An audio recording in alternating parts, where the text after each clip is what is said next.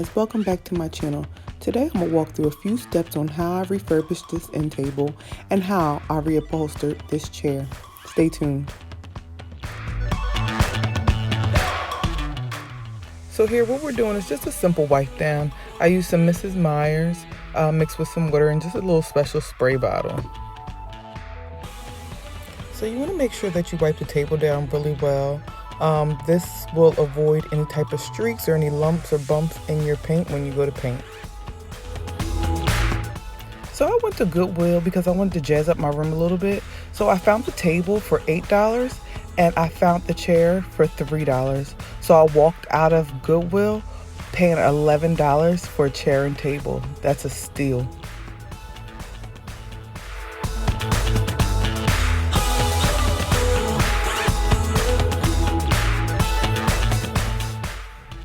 So the material that I have, everything that you see besides the paint is from the dollar store, and the paint is actually from Lowe's. They actually tinted it for me, so I paid for the paint and then they asked me what color I wanted and they did that for free. I didn't have to pay extra. So here what I'm doing is I'm just using my sanding block to sand down my table just in case there's any nicks or anything in the table. And also I want to take this shine off the table because it helps my paint set into the table a little bit better without the shine.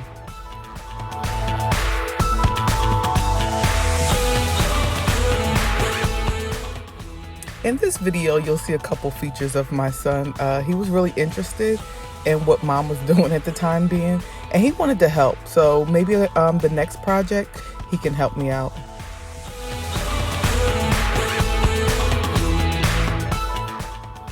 So the paint color that I'm using here, this paint color is called Indigo.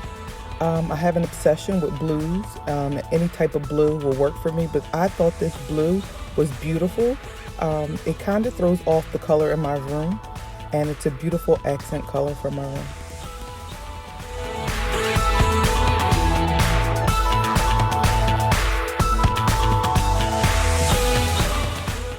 So what you see here is me putting on my first coat of paint. I actually used the chalk paint. I'm sorry, I didn't let you guys know that in the beginning. I'm using a chalk paint. I like the matte finish of a chalk paint. So it took me originally about 3 coats to cover the whole table without any wood seeping through.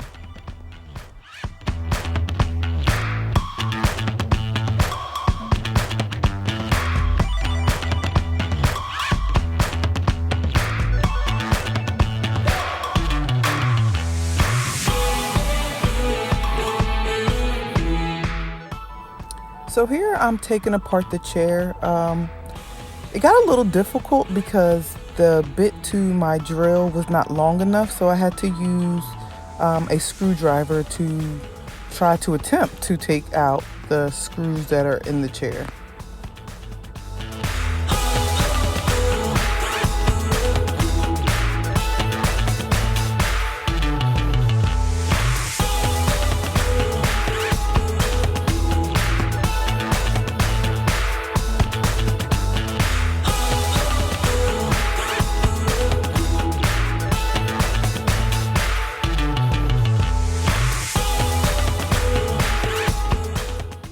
So finally, I got the seat off the chair.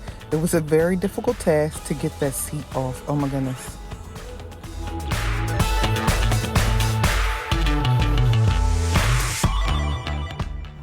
So what I'm doing now is I'm actually taking off the fabric off the seat. I'm using a flathead screwdriver and some pliers just to get the staples out of the seat. Be careful with the staples because there's staples everywhere and you don't want to poke yourself.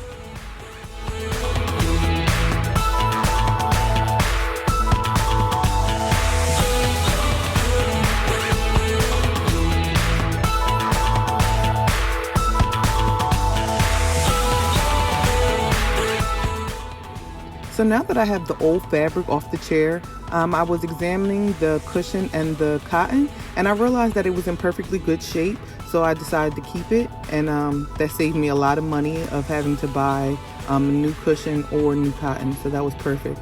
But what I did do is I used the old fabric to use as a layout for me so that I didn't have to measure anything. I just used the fabric to measure out the new fabric to put over the chair.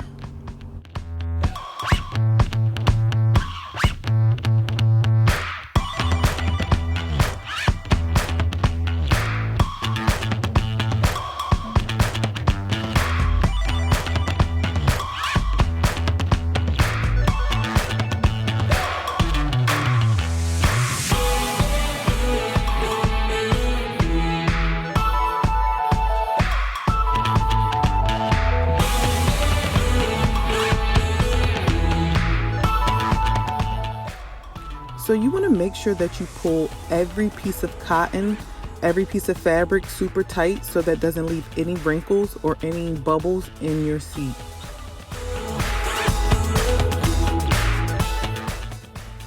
You want to make sure that you staple down your corners really well. That alleviates any type of bulky feel when you put your fabric back on, and it also keeps from you tearing your fabric when you go to put the nails back in.